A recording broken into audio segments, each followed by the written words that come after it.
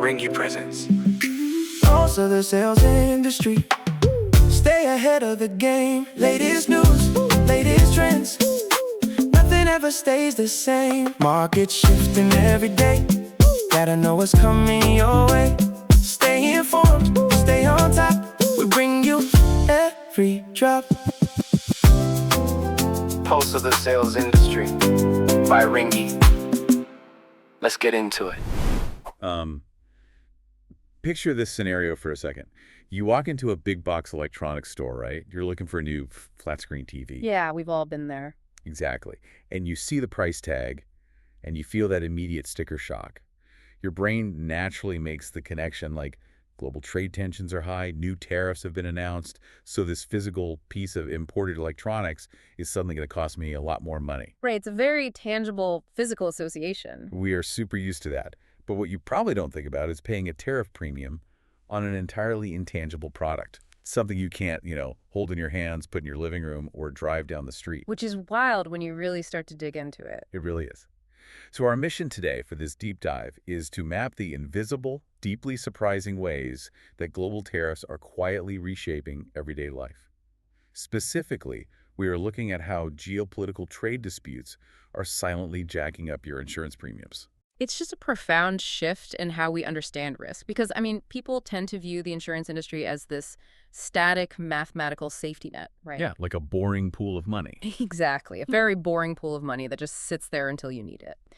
But in reality, it is the invisible connective tissue of the entire global economy. It touches every single shipping container, every pharmaceutical supply chain, every construction site. Everything. Yeah.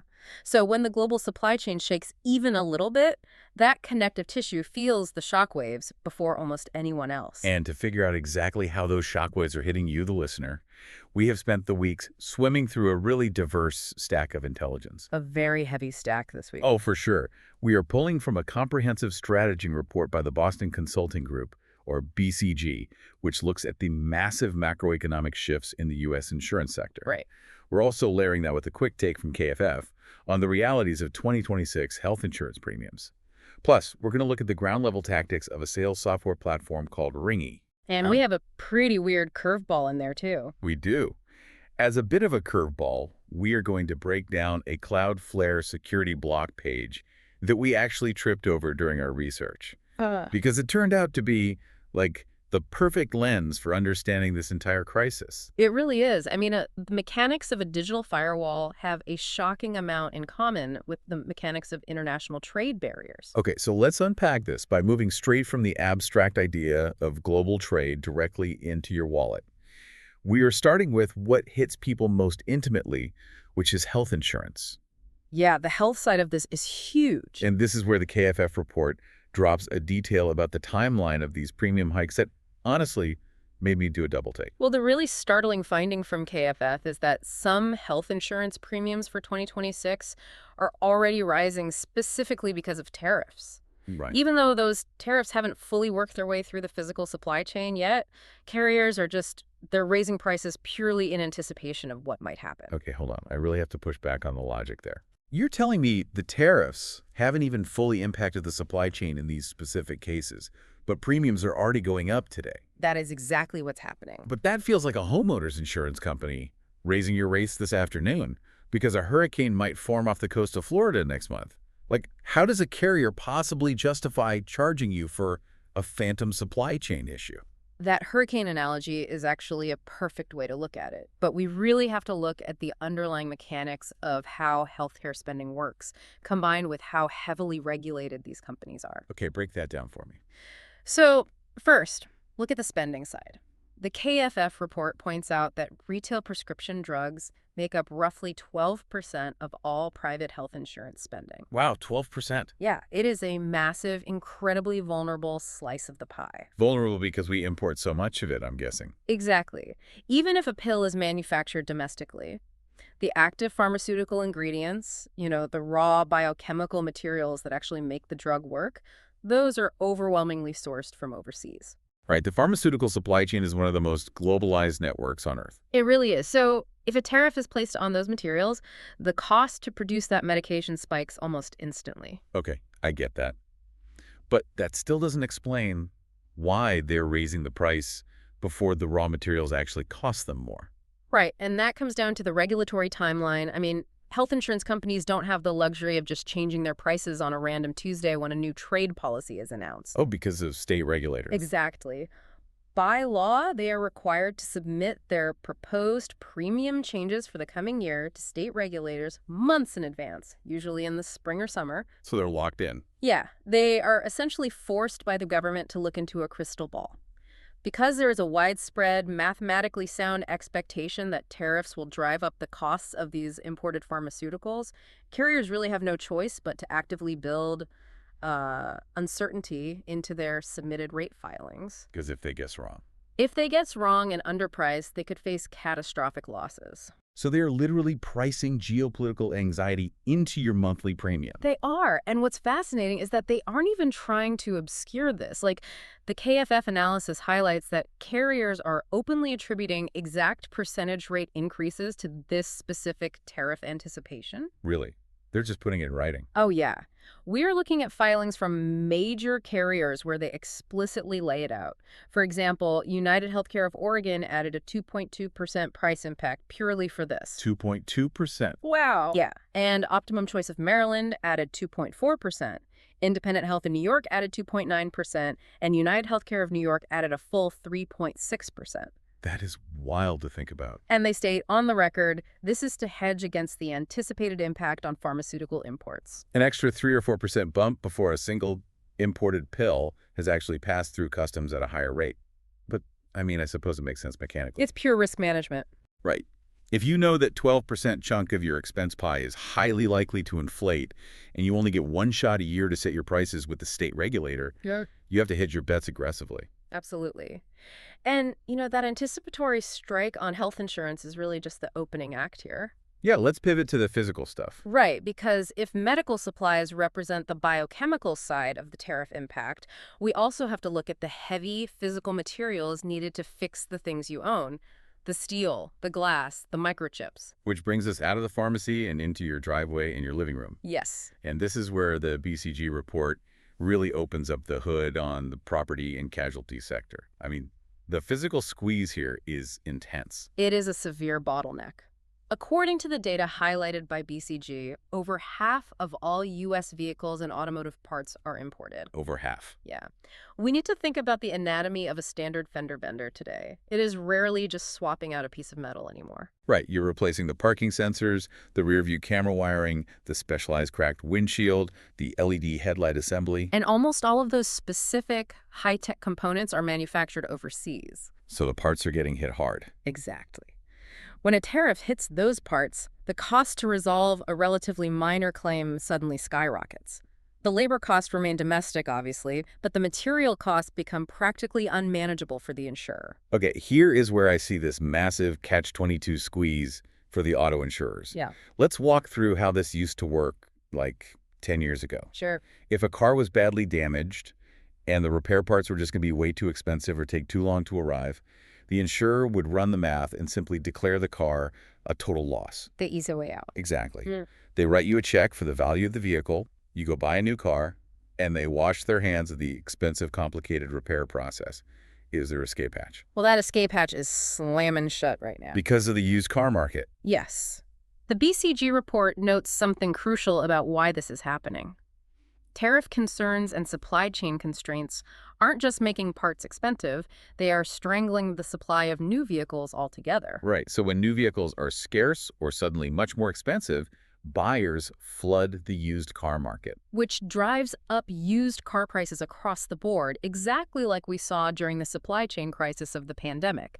So the calculus of a total loss completely flips. So the insurer is totally trapped. Replacing your damaged vehicle is now insanely expensive because used car values have inflated. Right. But actually fixing your damaged vehicle is also insanely expensive because of the tariffs on imported replacement parts. Yeah.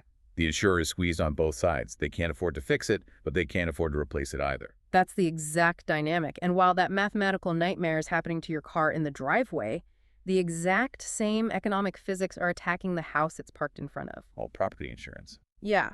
The BCG report emphasizes that U.S. construction is deeply structurally dependent on imported materials. I mean, we are looking at 23% of finished steel in the U.S. being imported. 23%. Right, and that impacts roofing systems, heavy HVAC components, structural beams, and just basic building appliances. Meaning if a severe storm takes out your roof, the cost to make you whole isn't just about hiring a local contractor anymore. The materials themselves carry a massive premium. Exactly.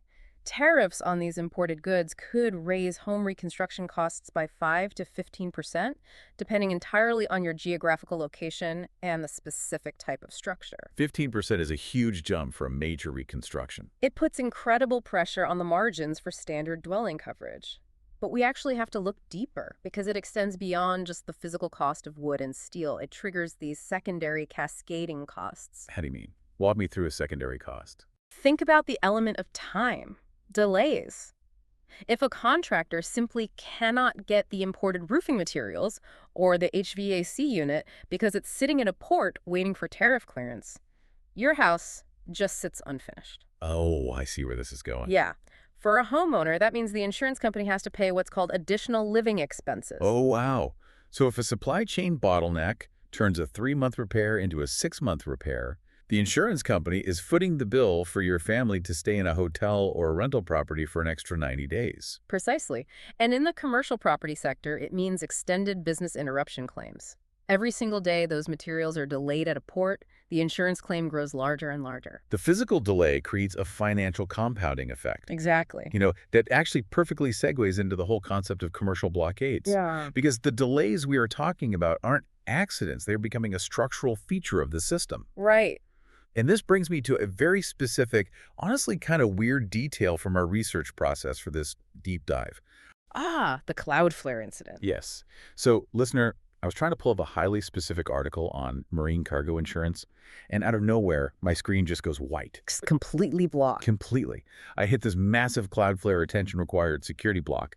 It told me I was locked out of the site, and the diagnostic page specifically listed Ray ID 90SC2D1B866188 and my IP 64.233.172.99.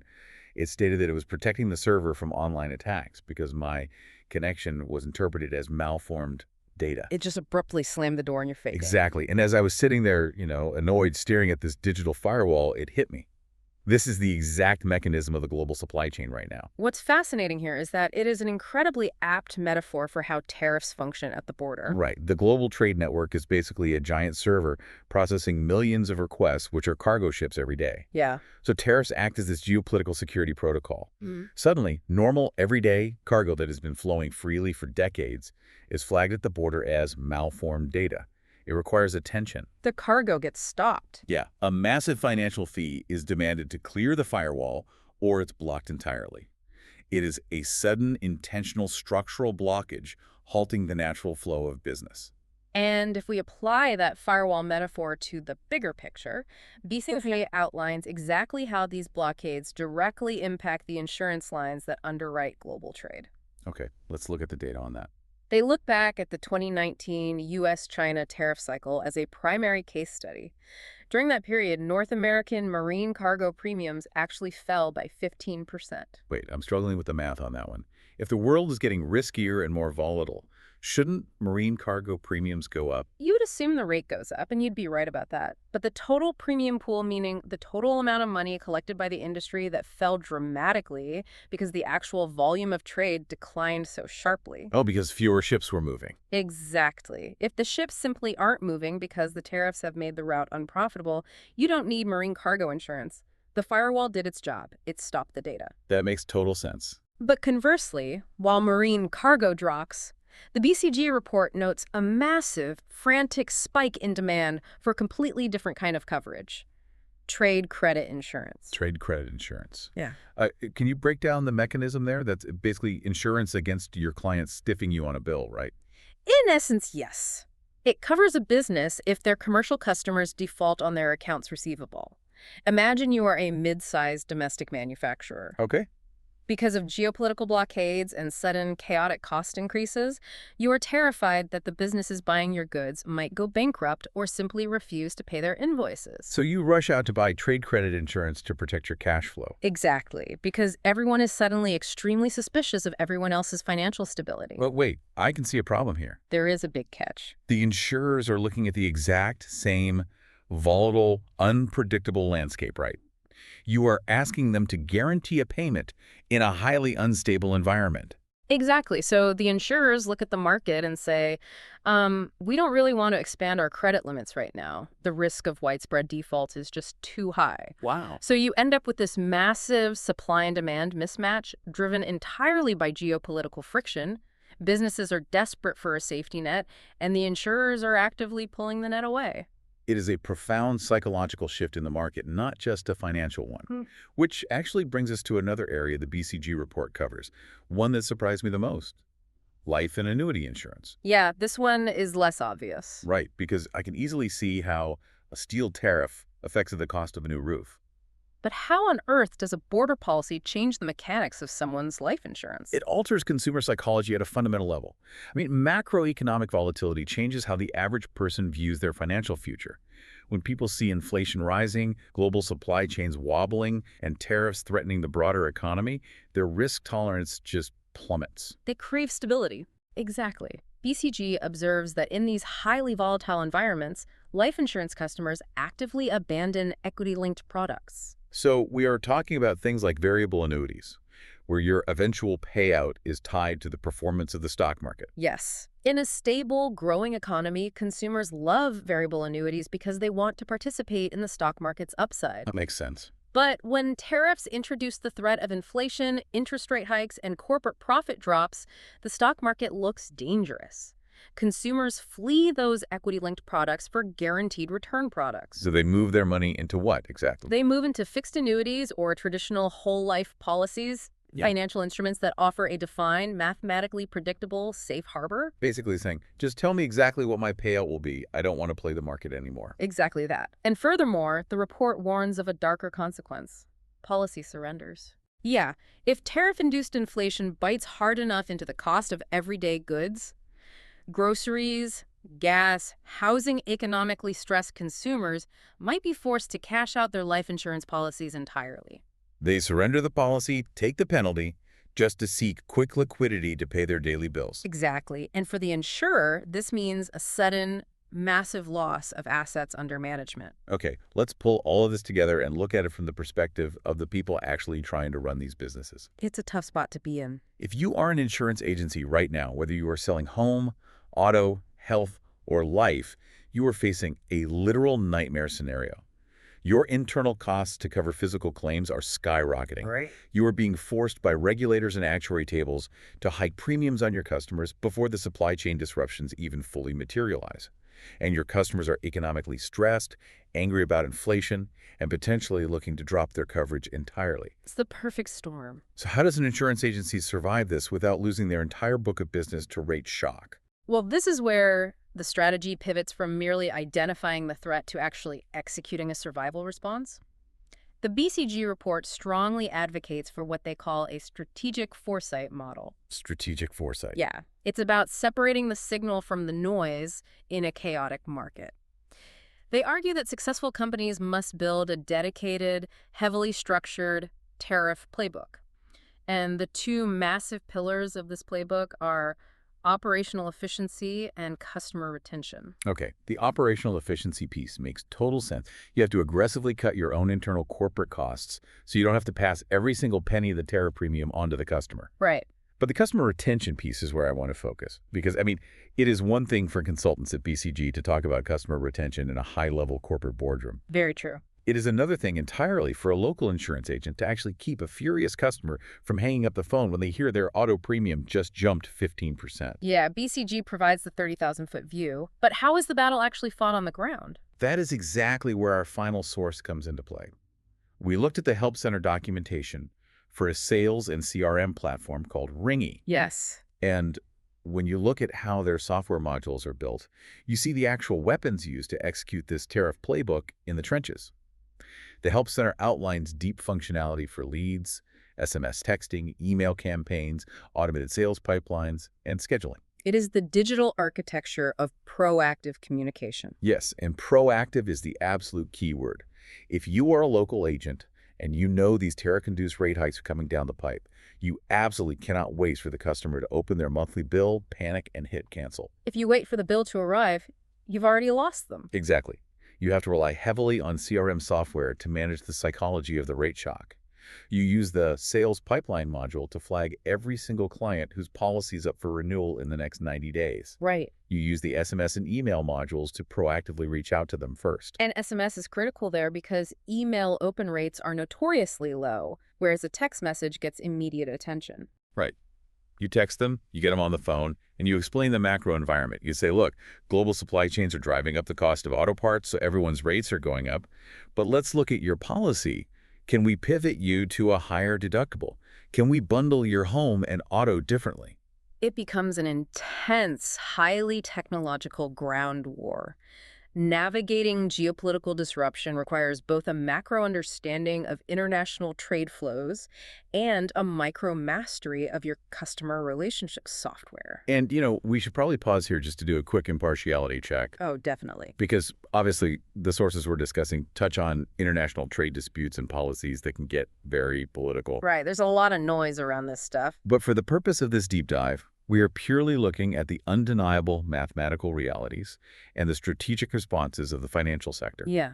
We're looking at the numbers, regardless of the political landscape. It is a brilliant distillation of the problem, really. You are using domestic software tools to manage the local fallout of an international trade war.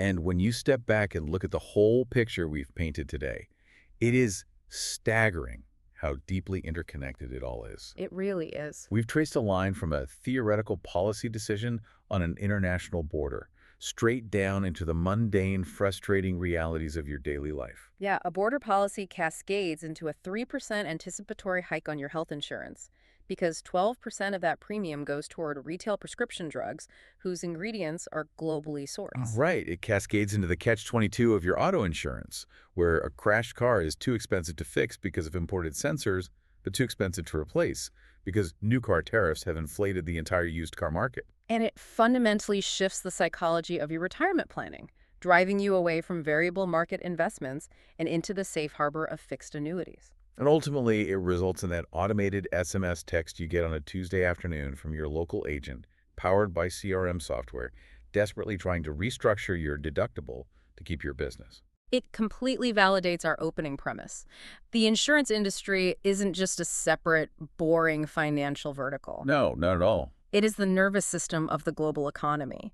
When trade routes throw up a firewall and become malformed data, that nervous system becomes inflamed and you feel the pain in your premium. Which leaves you wondering how much stress and inflation that nervous system can actually take before the entire anatomy of the industry has to change. That is the perfect question to end on. We've seen how heavily reliant our current insurance models are on highly globalized, cheap, frictionless supply chains to keep premiums affordable. Right. But if global tariffs become a permanent fixture, if they force the insurance industry to completely localize its risk models and rely exclusively on much more expensive domestic supply chains for auto repairs, home reconstruction, and medical supplies, will we see the end of the massive global insurance carriers as we know them? Wow, that's a huge thought. Could the future of risk management become entirely hyperlocal, with regional carriers dominating specific protected domestic supply chains? And if the risk pool shrinks to just your local region, what does that actually mean for the long-term stability and affordability of the safety net you rely on every single day? It is a massive structural question. So the next time you get that renewal notice and grumble about your premium going up, just remember, you aren't just paying for liability coverage anymore. You are paying for a front row seat to the restructuring of global trade. Also the sales industry. Stay ahead of the game. Latest news, latest trends. Nothing ever stays the same. Market shifting every day. Gotta know what's coming your way. Stay informed, stay on top. We bring you every drop. Pulse of the sales industry by Ringy.